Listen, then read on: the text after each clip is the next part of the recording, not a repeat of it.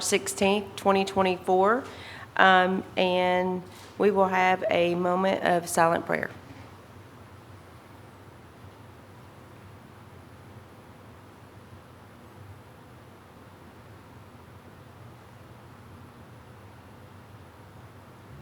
Please join me for the Pledge of Allegiance. I pledge allegiance To the flag of the United States of America and to the republic for which it stands, one nation, under God, indivisible, with liberty and justice for all. Okay, we're going to move right into the adoption of the agenda. I move for the adoption of the agenda as presented. Second. All right, we've got a motion by Council Member Osborne and a second by the Vice Mayor. Clerk, please call the roll. Farnham. Yes. Holmes. Yes. Osborne. Yes. Pollard. Yes. Nave. Yes. All right, so we'll go right into the called meeting agenda, which is our budget workshop.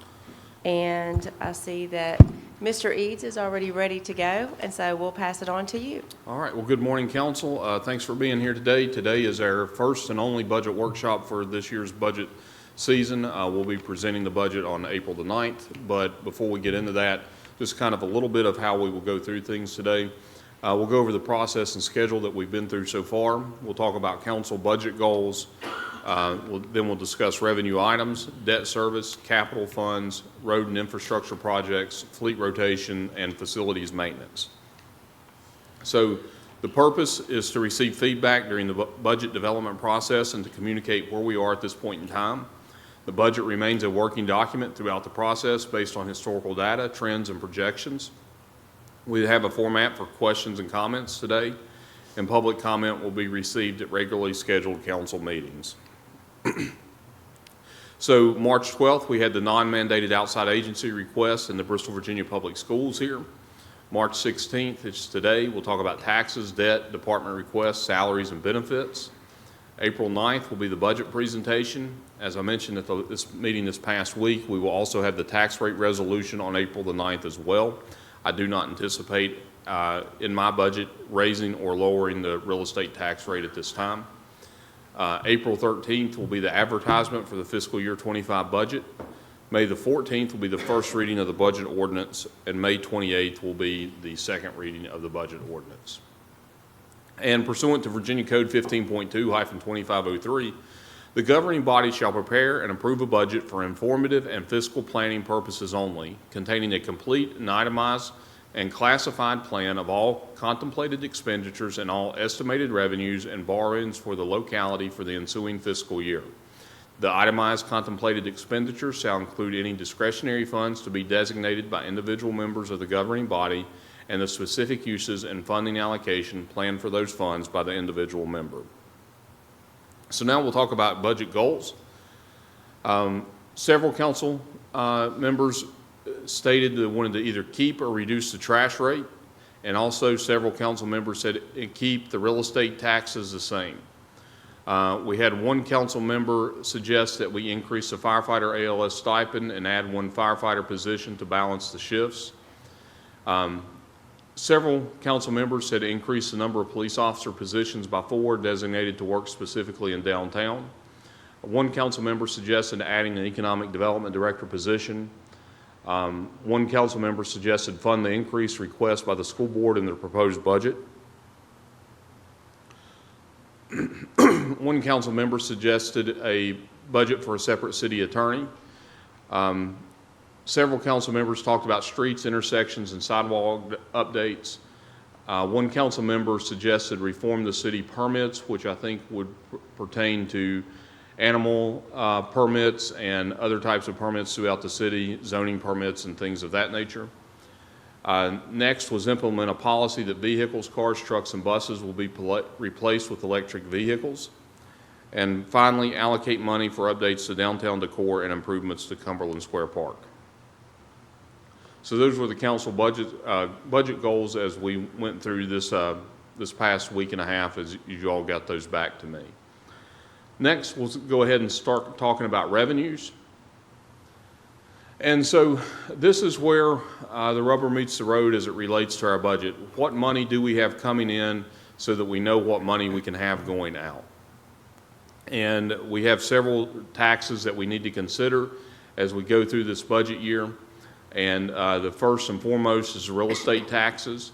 In 2024 budget, we were at $13.5 million. In 2025, we are estimating at $13.9 million, and that is mainly due to the increase in what we believe the assessments will be for this past year and for projects that are currently ongoing. And that's an increase of $413,000. Delinquent taxes, we reduced that by $200,000 this past, or for this upcoming budget year. Current taxes on the real property in DRI 1 is $280,000, an increase of $24,062. Current taxes on DRI 2 and 3, an increase of $21,728. And the PSC current property taxes, a decrease of $209,000. And I'd also say that these taxes are based on what we're seeing based on actuals. Personal property, current taxes, we've increased that by $593,000 based on actuals that we are seeing. Personal property delinquent taxes, there's no change. PPTRA current taxes, no change. Current taxes, personal property, an increase of about $1,900. That was at DRI 1. DRI 2 and 3, an increase of $19,000. Next, penalties, we left the same at $181,000. Interest, we decreased by $29,000, and that's based on actuals that we're seeing. Based on interest rates, we did have good interest rates this past year and a half or so, and they have seemed to stabilize a little bit.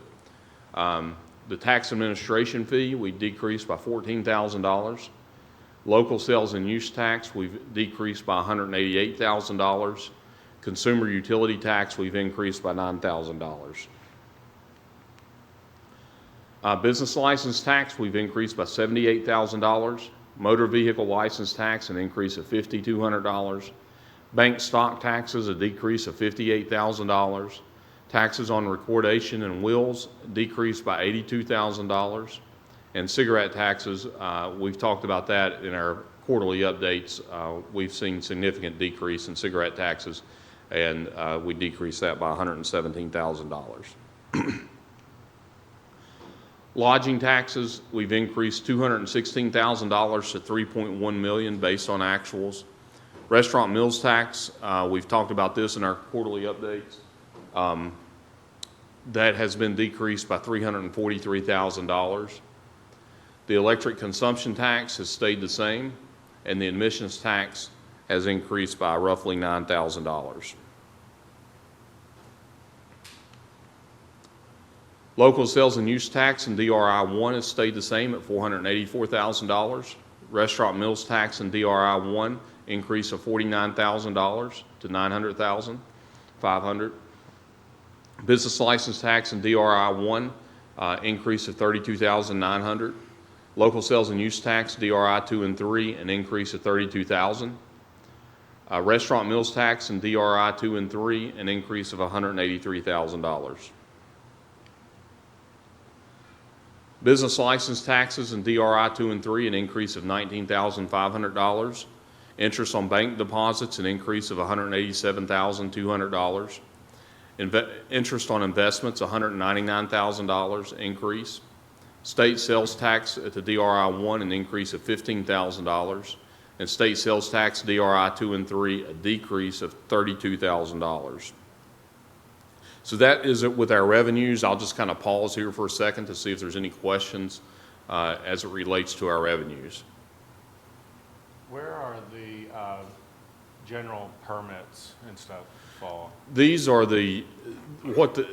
what you're seeing here are the taxes that are the biggest chunk of our budget. We don't add and have never included those permits in this presentation. Too small? Yes, just too small.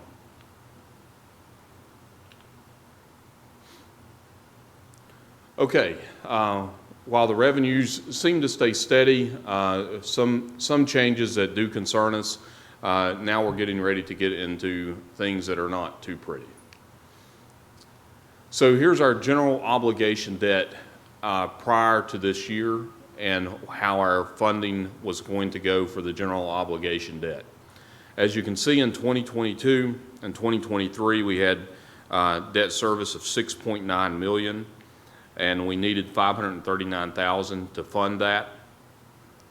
We came up with that, and then in 23, 24, we were able to use the revenue sharing to help offset some of that, plus use reserve funds that we had to cover the deficit, and we did not need to come up with any funds until the 2028 budget cycle, based on our current debt schedule. And this is getting ready to change significantly.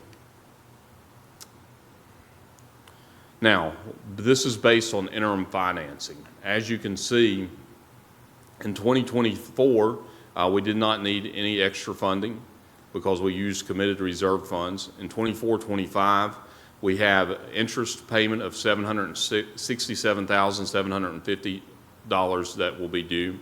We will use reserve funds of $1.4 million, so no extra funding would be needed. However, as we go into the 25 and 26 budget cycle, you can see we will need an extra $1 million to cover our debt service, and it will jump to $8.9 million in 2024, 2025. In 2026, 2027, we'll need $2.2 million to cover the debt service, and then in 27, 28, you see that there's $32 million there that is funding that we need. That $32 million will be based on whether or not we have to refinance our debt or whether or not we have another revenue source that will help offset that debt. So there is a possibility that $32 million would have to be refinanced. And then in 2028 and 2029, we would need $801,000 to cover the debt. So we have significant debt payments increase over the next several years, and that's something that we have to be mindful for as we continue through our budget processes. I won't say it's a dire situation right now, but we are as close to a dire situation as you can possibly get without being in a dire situation. Now, let's look at how our debt plays out in the event we do have funding that would offset the debt. And you can see here, most numbers stay the same, except you can look at 27 and 28. We would need $1.5 million instead of the $32 million to come up with to cover our debt limits or debt obligations. And in the following year, $801,000. So I'll stop here and see if there's any questions in regards to our debt. Is that roughly $1.5 million in interest on the bond anticipation notes? On the bond anticipation notes, because it jumped up for this year, then it drops back down after the ban. Yes, because the payment on those debts is not level, so it will fluctuate up and down as you go through the process. And Ms. Spradlin may have some more. Yes, the 1.5 is what the interest on the ban added to the debt service annual requirements. After the 28-29 year, that amount of 7.5, is that roughly what that amount is through like 2043, 2044? I'm not sure on that debt schedule. It evens, it stays around there. It goes up a little bit, but it hovers right around 7.6, yes. And that was the purpose years ago when we refinanced, was to get us an even schedule that we could get to and meet. Mm-hmm. But if we refinance the ban like we're probably going to have to do, then we can look forward to roughly another $1.5 million in debt service for a long period of time, right? Be longer. Actually, we'd have to add capital or the principal to that, because that's just interest. Correct. It would be more than the 1.5. More like 2.5.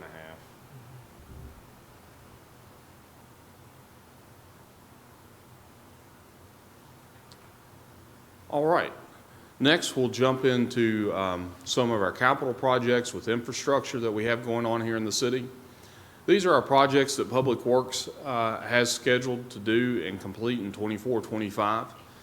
The one thing that I'd like for everyone to take away from this is we are using very little local dollars to do significant infrastructure projects in the state or in the city, with a lot of federal and state funding, with the majority of that being state funding. So we have street and drainage improvements of $75,000. Those are local funds that we will use for that.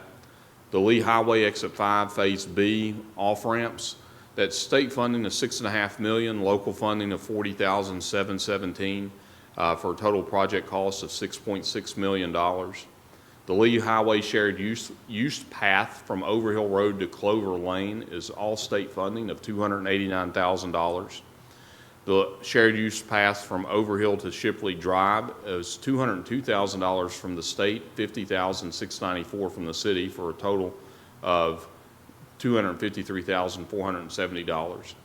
The Goodson Street Bridge replacement is all state funded at $569,000 for this year. The Piedmont ped heads on State Street in Piedmont, that's $406,570, all federal funding this year. The Paulina Drive sidewalk, federal funding of $283,000. Martin Luther King Bridge, state funding of $163,832 this year. And the Oak Street Bridge of state funding, $604,843 this year. So you can see our project totals are $9,261,000. Local funding $166,411, state funding of $8.4 million, and federal funding of $689,000. And we'll break these down going forward in 25-26. We have street and drainage improvements. We're always going to have $75,000 in street and drainage improvements in the budget for that. Goodson Street Bridge of $2.5 million of state funding. Martin Luther King Bridge of $2.2 million of state funding. The Oak Street Bridge of $3.8 million for state funding. A total of $8.6 million for state funding for these projects on a total project cost of $8.74 million in the 25-26 budget cycle.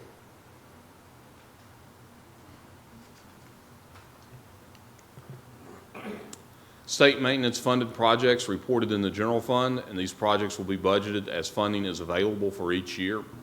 Euclid Avenue drainage improvements, $956,250.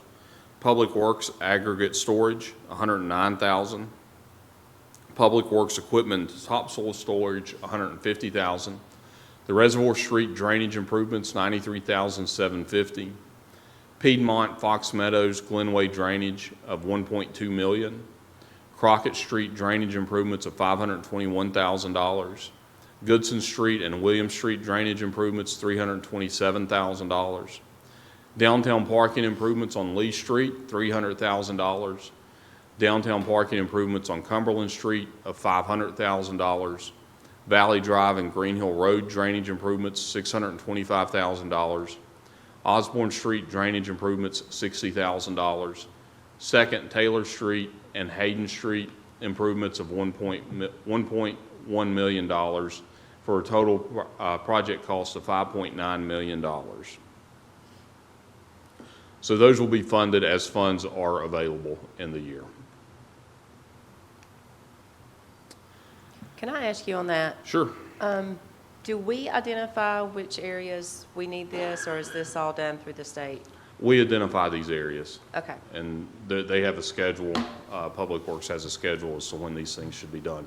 A lot of these drainage improvements haven't been done for years, and they need to be updated as soon as possible. okay, thanks. Local capital funding plan. Our goal as we go through this budget process going forward, we would like to use 3%, roughly 3% of our budget for local capital projects. And I think as we go through this process, you'll see why we think that's a sufficient number. Obviously, we would like to use more, but based on the situation we're in, we think 3% is a healthy number. So in the fiscal year 25, local capital projects that will be expended would be $309,000. Local vehicles is $690,000 for a total of $999,000, which is roughly 1.5% of our budget. In fiscal year 26, we will have local capital projects of $1.2 million. local vehicle of $690,000 for a total of $1.9 million. In fiscal year '27, we will increase the capital a little bit to $1.6 million. Once again, local vehicles at $690,000 for a total of $2.3 million, which is 3.64% of the budget. And for fiscal year '28, $1.1 million in local capital projects. Local vehicle, we've increased that to $890,000 for a total of $2 million, which is 3.14% of the budget. And then in fiscal year '29, $1.2 million in local capital projects, local vehicles, $890,000 for a total of $2.1 million, which is 3.22% of the budget. So now we'll talk about the capital improvement plan. These are projects that department heads submitted this past winter as capital projects that they need for their departments. We had a committee of about 7 individuals that went through and scored these projects. Based on the situation that we're in, we scored heavily on whether or not it was public safety related or whether it was legally required for us to do it. So as you can see, as we go through these projects, the projects that you see at the front of the years here in '25, '26, '27 are more public safety related, and then as we go further along, you can see projects that may not be quite as public safety related. And there were also some projects that did not score to even get on the funding plan as of right now. So in '25, we will have $42,000 going to firefighter personal protective equipment. We will have this in the budget every year going forward so that firefighters can get the equipment that they need for personal protective equipment. Ballistic helmets, $18,000. That was for the sheriff's office. Courthouse entry doors, ADA accessibility, $11,000. Body armor replacement, body armor replacement was for the sheriff's office. That was 17 body armor units they needed for $18,530. And then the fire station alerting system of $220,000. In 2026, once again, you have firefighter personal protective equipment. They also need the fire department needs a new air compressor in order to refill their tanks. The compressor they have has significant age on it, and it will hopefully last us another year, and this will allow them to fill their tanks. And I do know that Bristol, Tennessee, is that right, Chief, uses air compressor sometimes to fill their tanks as well. Then we will also include an advanced life support ambulance in 2026 of $305,000. And then you all are aware of the issues at Gene Malcolm Stadium. There are no plans for any updates in the fiscal year '25 for Gene Malcolm Stadium. However, in fiscal year '26, we are planning to start doing some revamping of Gene Malcolm Stadium of $850,000. So in 2026, there's $1.2 million of locally funded projects. 2027, $42,000 once again for firefighter personal protective equipment. And then the Gene Malcolm Stadium takes up the bulk of our capital projects that year of $1.6 million. Gene Malcolm will have to be funded over the course of really 3 fiscal years, as you can see. On the right one. Hold on, messed up. Over 2 fiscal years for those projects. In 2028, once again, firefighter personal protective equipment. In-car cameras and interview room modernization for the police department of $803,000. The Randolph Fieldhouse, increase of $150,000. Treasurer's office city vehicle of $43,000. Blue light towers for public areas. These are the lights that you see that people can hit and press if they need help, $97,000. Municipal surveillance technology expansion of $29,000 for a total of $1.1 million.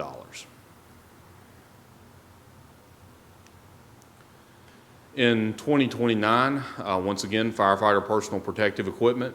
The third base bleachers and locker rooms on the Randolph Field of $750,000. Cumberland Square Park fencing of $100,000. Paving the gravel lot at the animal shelter, $50,000. Sugar Hollow Park Technology and Safety Project, $43,918. 3 new patrol vehicles for the Sheriff's Department of $120,000. And then upgrading and replacing 20-year-old fencing at the 3 ball fields at Sugar Hollow Park, $113,520. What is, in 2028, what is municipal surveillance technology? That is a system of cameras that would go in certain places throughout the city for safety reasons. So it's not, I know some big cities have put in, like audio monitoring to pick up ballistic. I know it's not that. Okay. Thank you. So you can see our total capital projects are at $5.6 million. So I'll stop there for any questions before we get into solid waste. Just a few questions. Well, I'm excited to see all the capital projects because stuff we need to do. And, years ago, whenever, 7, 10 years ago, it just seemed like there maybe even wasn't a plan back then, and we've got a plan now, so that's good. I'm excited to see the stuff about Gene Malcolm. We've talked about that for a while. In fiscal year 26, there was the ambulance. Yes.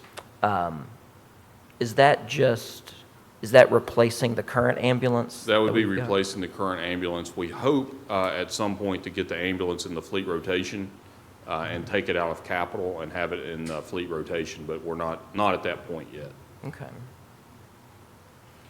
I'm glad to see some of the street projects like the Goodson Street Bridge, which has been an eyesore for a long time, but I like seeing the longer-term plans that is not being ignored. We just can't do it right now. Right. Are you going to send us this? That way we Yeah, see- we'll send this out to you Monday. And I believe if you look at this is in that. Oh, I packet. may have it. Never mind. Sunil's a step ahead of me. On the, I like electronic copies. yeah, on the Oak Street Bridge project, Yes. so that bridge has been shut down for several years, right? So is the plan to take it out or to repair it and reopen it, or? I think the plan is to take that bridge out. I'm sorry, I missed that. Take it out. Take it out. I'll double check on that, but that was the plan previously. I think it's also important to note, I love seeing all of the capital improvement projects as well. Hopefully, in just researching and talking to our lawmakers at the federal level, I'm hoping that we can get some funding that we can possibly even move some of these up, into another year, like even next year, if we could get some additional funding, which would allow us then to add even more projects to this. Yeah, if Free we up some can funding. use federal funds to get to some of these projects sooner, then that allows us to do local projects sooner. Yep. Yeah, I think this is great. I know it's been commented already, we've kind of, for too long, just not really had that long-term plan for some of these things. It seems like we've jumped from bad situation to bad situation, so having a 5-year plan, looking forward to do some big things in the city is very refreshing, and I think it's a good place to be right now.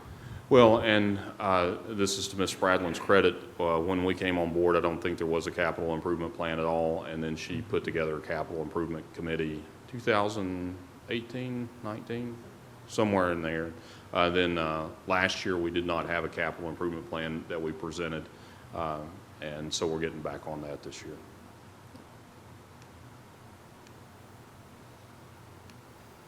All right, solid waste items that were not in the capital plan. These are things that are necessary out at the landfill. One, the solid waste air compressor building improvements, that's $350,000. And those air compressors are for the purpose of pushing gas through the system. The solid waste maintenance facility, a $350,000 project. A solid waste tipping floor repairs and improvements of $361,000. A solid waste tub grinder, that would be for brush, is $1.1 million. And a solid waste belling room improvements of $875,000. There's various reasons as to why these are not in the capital plan. I think we have to determine what our long-term Plan is with some of these projects, so whether or not they'll ever actually be necessary, but we do want to let you all know that these are items that may be necessary at some point in the future in the solid waste department.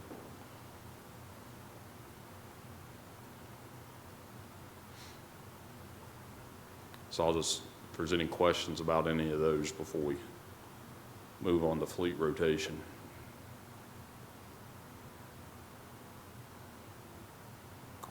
All right. So fleet rotation, these are the things that people see more on a daily basis than they do a lot of things that we have here in the cities. Police vehicles, we are budgeting $600,000 for 8 new police vehicles. We will lease a pumper truck, and that's a $90,000 a year lease. An on-call vehicle for fleet that allows them to come out, take care of things after hours for their on-call services and bring equipment with them of $60,000. A pool vehicle, that is a vehicle for City Hall and other employees in order to travel throughout the state whenever travel is necessary, of $55,000. Parks and Rec operations, 2 Kubota tractors for $47,050. And then Parks and Rec programming, an SUV for $38,000. That would replace an SUV that my guess is probably at least 20 years old. And then here, fleet rotation solid waste requests that were not in a fleet rotation. Brush truck in 2026 of $215,000. A dump truck in 2026 of $75,000. A leaf truck in 2027 of $310,000. And then annual requirements of $400,000. Question about the solid waste one. Those requests at the bottom, are those additional trucks or just replacing older ones? Those would be replacing older ones. And can you tell me how the lease would work on the pumper truck? Sure. Is it like when It's a you lease 10-year. a car? It's a or- 10-year yeah. lease. Once we're done with the lease, we own the vehicle. Oh.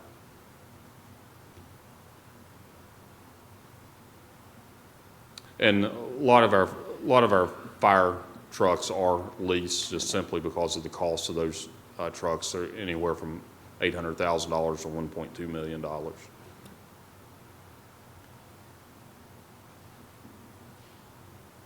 Well, again, I think it's great to see this because this current administration, you all started here in 2017, and I think Mr. Osborne and I were here in 2018, and correct me if I'm wrong, but before that, like 2015, 14, 13, I just don't think there was much investment in upgrading vehicles, and so it's good we have a plan. We're spending money doing it, but it's good that we have a plan to do it. Right. Yeah, before it's an emergency situation. Yeah. All right, before, next on our items are health insurance and full-time employee request. So full-time employee increases for fiscal year -- this is what we have done this past year. We've had 4 VDOT reimbursed maintenance positions in Public Works. We have a solid waste director. The Commissioner of Revenue and the Treasurer have each added 1 person that has been paid for through the state. And so we had 7 position increases in fiscal year '24. So fiscal year '25, the requests from the departments, our police have requested 4 full-time and 2 part-time officers. That would be for downtown. Fire departments asked for 1 firefighter and an assistant fire chief. Streets and engineering have asked for a GIS and analyst. Building maintenance, we need an additional custodian. And then the community development, the planner is going to be replacing the transportation planner to a city planner. The city planner will then kind of take on the role of the transportation planner as well. So it'll kind of be a dual role for that position. We have hired for that position right now. We have someone that will be starting here a little bit later in the year. And they do have local government experience, and we're excited to have them on board. We've been without a city planner for a number of years now, probably 3 years, and it's time that we get a city planner back on staff. And then solid waste, we would eliminate the project manager position. That position when we had a previous employee leave us recently, that will eliminate that position.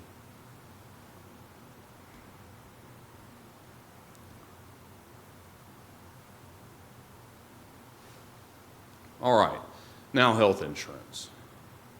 So this year, we saw an 11% increase on our health insurance rates, which is significant. Based on the information we received, this is probably the highest rate increase in Southwest Virginia.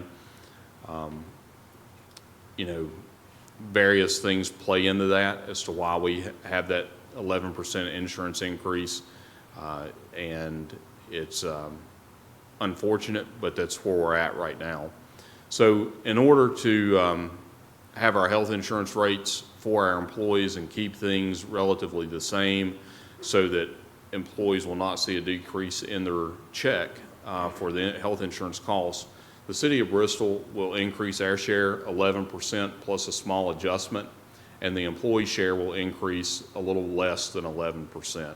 So that estimated budget increase for the city is a total of $290,000. Currently, 82% of our employees are on our health insurance plans, and we have 4 plans that are offered. We have the Key Advantage 500 comprehensive plan. 49% of our employees take advantage of that. Key Advantage Preventative, 3% of our employees take advantage of that plan. Key Advantage Comprehensive, $1,000 deductible, 43% take advantage of that. And the Key Advantage 1000 Preventative, 4% of our employees are on that plan. 55% of our employees are on the single plan, 18% of our employees on the single plus one plan, and then the 27% of our employees are on the family plan. So how will this impact employees going forward? Per pay period, you can see the single plan will increase 27 cents for a total of 54 cents a month and annually of $6.48. Our single plus one plan per pay period will increase $20 per pay period at $41.24 per month for a total of $494.88 a year. And then the family plan will increase $28.75 per pay period, and per month it's $57.50 for a total of $690,000. I'll be remiss, I did not discuss the 3% salary increase of $535,000 that we are anticipating will be in the budget. And that salary increase, the reason that the health insurance rates are the way they are, some employees, if we did not give a salary increase or if we did not take on more of the responsibility for the employer-based piece of the health insurance, would have actually seen their paychecks decrease, and we did not want to have employees' paychecks decrease all because of health insurance rates. We are basing the 3% is what we're hearing based at the state level right now. We'll follow that. If the state implements a 2.5% raise, I would anticipate we would do the same, but we're going to attempt to follow whatever the state does. Any questions about full-time employees or the health insurance?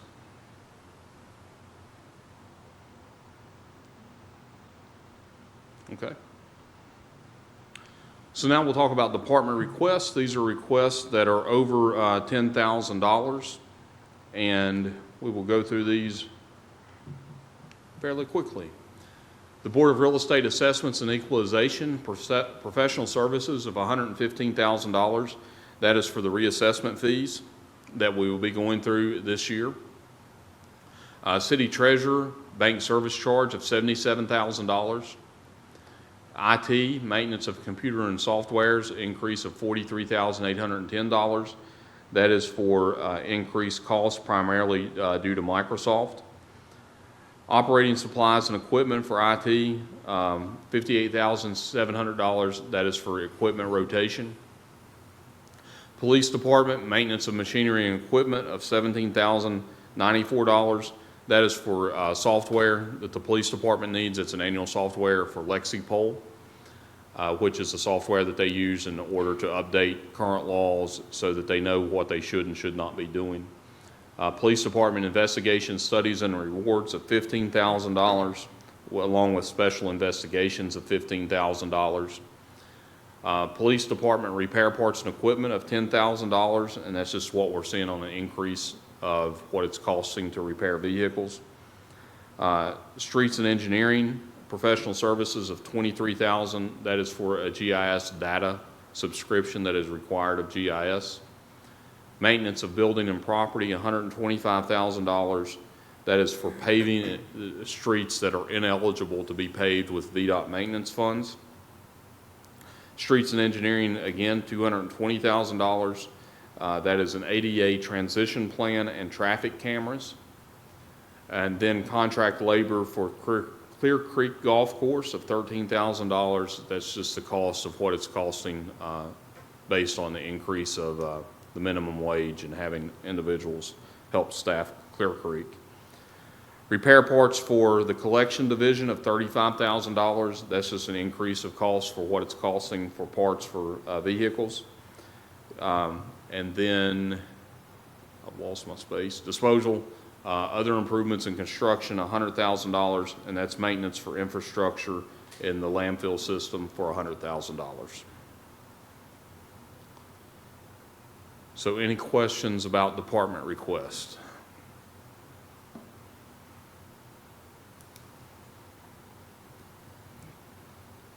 All right. So what's next? If y'all have any questions that we can't answer today, we'll get those back to you in a timely manner. We'll get you the answers back in a timely manner. We will continue to review revenues based on new data until we actually present the budget on April the 9th. This upcoming week, Ms. Spradlin and I will spend a significant portion of our week going through the budget and trying to get to zero. At this point, we're nowhere near close to zero, but we hope to be close to zero by the end of the week. And that's what we have next. So any comments, questions? All right, thank you, Mr. Eads. That was a great presentation, and I appreciate the hard work and time you've put in to carefully come up with this budget this year. I know it's not been easy, and then also presenting the capital improvement plan. And I know it's you and our assistant city manager, Ms. Spradlin. So thank you all and the department heads that's put time into this. I'll open the floor. Does council have any questions? I just have one question about the capital improvement plan, and maybe this would fit in the capital improvement plan, maybe it would fit somewhere else, but again, happy to see stuff with like Gene Malcolm Stadium, some stuff at Cumberland Square Park and Sugar Hollow. Something I was thinking about as we were sitting up here is some school buildings. As we get into later this year in August, we'll have a few empty school buildings. So Washington Lee, Highland View, Stonewall, and I guess we still have the old social services office as well. And I just think that's something maybe to keep in the back of our mind as far as figuring out, what's the highest and best use of those properties next. And maybe we're repurposing them and we're doing something else with them. Maybe we're selling some. Maybe we're doing a little bit of both. But just thinking about that as we go into. We actually have a draft for solicitations for those schools that we're in the process of reviewing, and we anticipate those will probably go out within the next several weeks. We will be asking the public for their highest and best use for each of those schools, not necessarily the public, but anyone who wants to bid on those schools. Not only should they give us their highest and best use for the site, but give us their best price as to what they're willing to give us for that building. That'll be good. I'll jump in. So first off, thank you for the presentation. I think that, aside from that big boggling number of 32.2 million sitting on 2728, most things look pretty good. I have a question. If we go back, yes, to this slide. So one of for Streets and Engineering Division, maintenance of building and property, you said that would be for going out and fixing roads that are not covered through the VDOT maintenance? Yes. So one of my budget goals that I had submitted is implementing a process where we're able to go out and readily identify and fix as many potholes as we can. because there are a lot of neighborhoods that are barely passable at some points. So what was, do you know offhand, or Ms. Bradley might know offhand, what was the cost for those kind of projects last year? Because I know they're requesting 125 this year.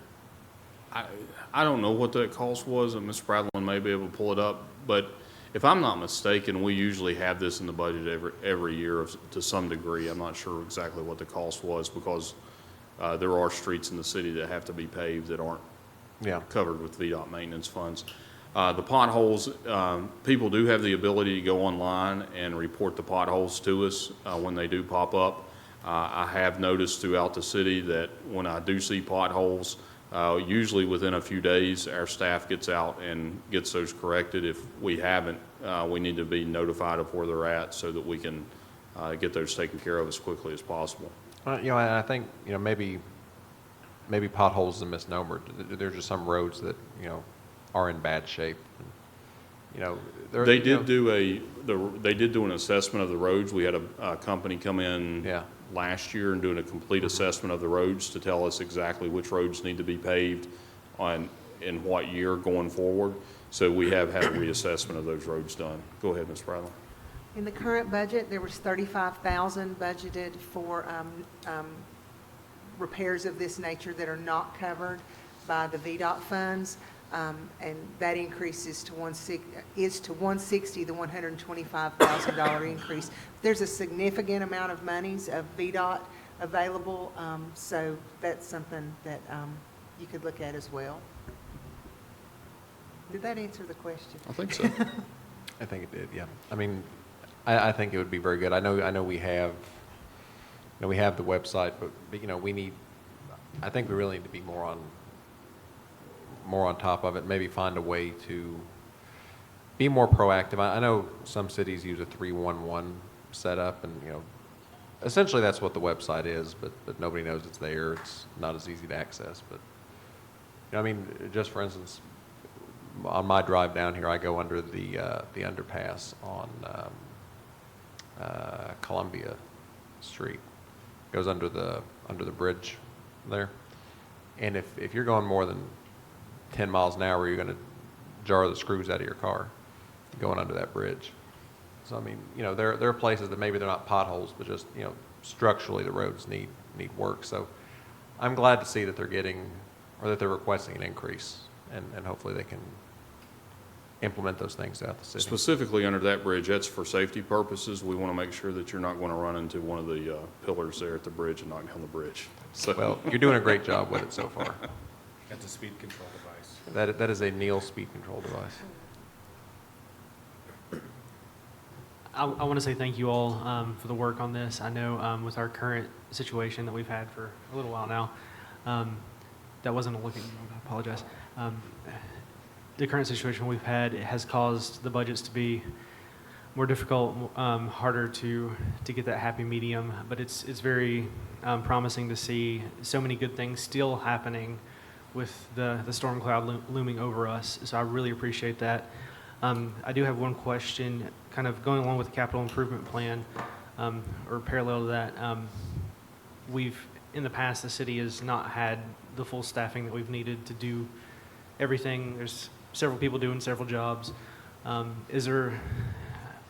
know there were several requests in the budget for additional staffing, but is there some type of plan going forward for various departments that need those additional people, almost like a capital improvement plan for staffing over the next several years? I think what we're seeing now, especially within Public Works, is just finding people willing to work.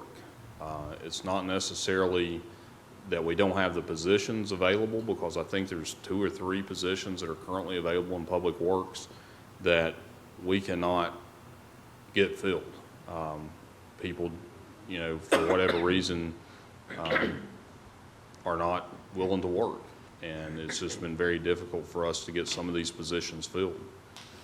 For the most part, I think, I would probably love, in a perfect world, love to have another 50 people in Public Works to take care of all the grass and the mowing and the tree trimming and everything. And do the things that we need to city buildings, I think that would be ideal. 50 may be a little of exaggeration, but, you know, I would like to have more people within the Public Works Department. The situation we're in right now financially, I think we're going to have to do the best we can with what we have. And it's going to be that way for the next several years. You know, I wish I could get up here. I haven't had one budget season yet where I can get up here and tell the council, give me your pet projects, let's make those things happen. You know, we can do that in 2044 if y'all stick around. We can do all the pet projects. We'll have roughly an extra $7.5 million that we'll need to figure out how to spend in 2044. Pass. I have a question back on the tax revenue that we're getting. So there was I'll let you get back to it. Keep going. No, yep. So on restaurant, not on this one, but on the one that's just restaurant, there was a pretty big drop in restaurant meals tax. You know, I know we raised the tax. So what happened? Is it just, are the sales lower across the board? Well, I think we've seen this in our financial quarterly reports. I would say the sales are almost flat, maybe a little bit less than what, and I can't remember off the top of my head, but the sales are not what we anticipated the sales to be this upcoming year. Mm-hmm. And that's why we're seeing lower numbers. If I remember correctly, the sales tax went down slightly, and the meals tax went up, but only because we'd increased the rate, and net sales had gone down. That's correct. And I think on whatever your local sales tax slide, that's what it shows also, right? The sales tax drops. Yes. If I can find it. Yeah, decrease there. If I remember correctly, the lodging net sales went up, but meals went down.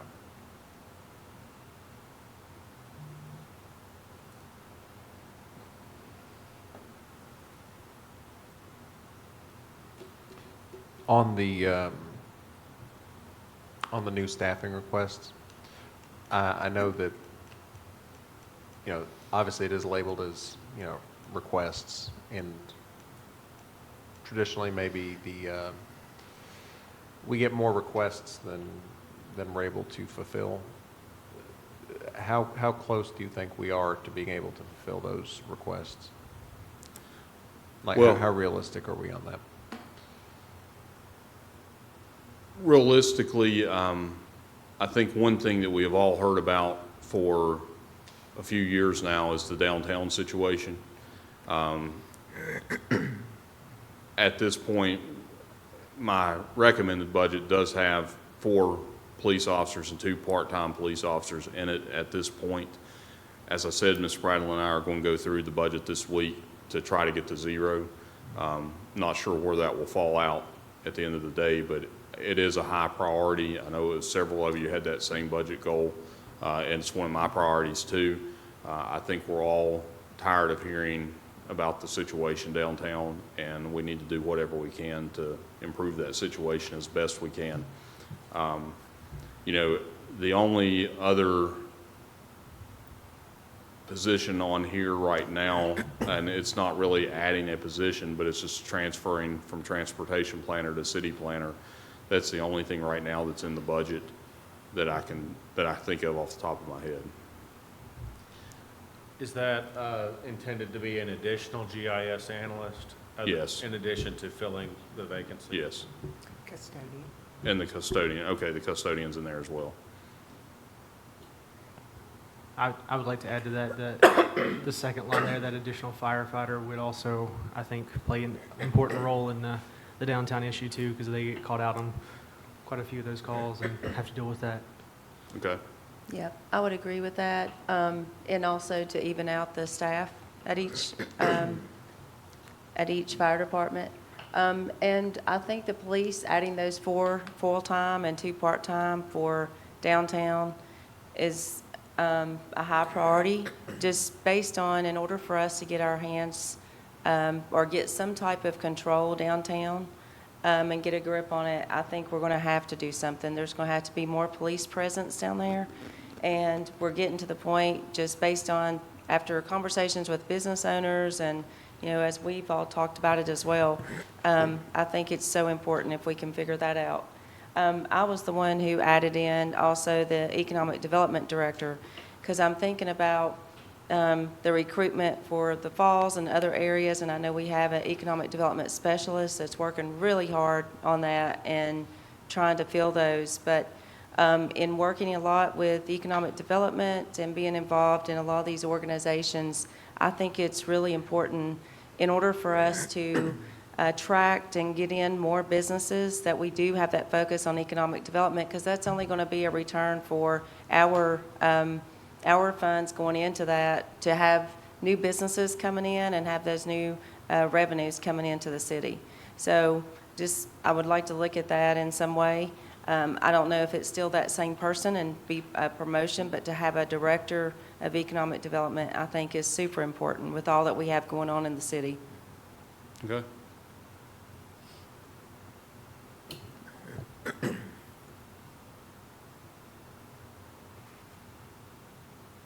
All right, anything else? I'm sure that once we look through this, and as we continue to work through this budget, we'll have more opportunities to discuss it. So thank you again for this presentation and the work that you all put into it.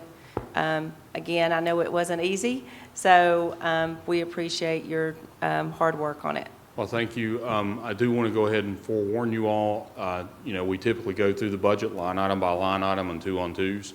So go ahead and start looking at your calendars for, I think, April 10th and 11th, those 2 days. I would anticipate we need about 3 hours for each session for us to go through those line items by line item, and we'll do that after the presentation of my budget. All right. All right, that sounds good. Thank you. Thank you. All right, so that's the only item on our agenda today, and we stand adjourned.